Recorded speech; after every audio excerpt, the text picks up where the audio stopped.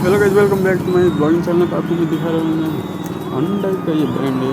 19 से आगे आपको टोयोटा भी है भाई, मिक्स गाड़ी है। देखो 1 से 5.3 वन इनमें मिलता है 49.9।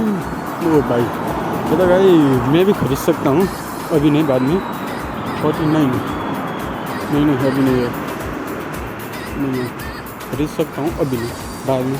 105 ये टाइम लगेगा ज़्यादा। ये कौन सा है 53, ये भी टाइम लगेगा 6 महीने में। अच्छे से काम करूँ तो ये भी खरीद लूँ। पर वो देखो, ये मोटा इंसान कुछ देर चलता है, फिर जाता है, बैठता है, खाता है, इससे कोई काम नहीं है। एकदम सस्ते प्राइस में गाड़ी मिलता है, बस की जगह है। जैसे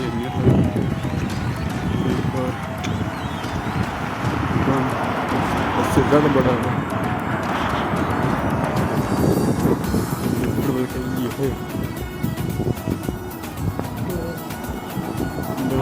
जिनो हंडाई की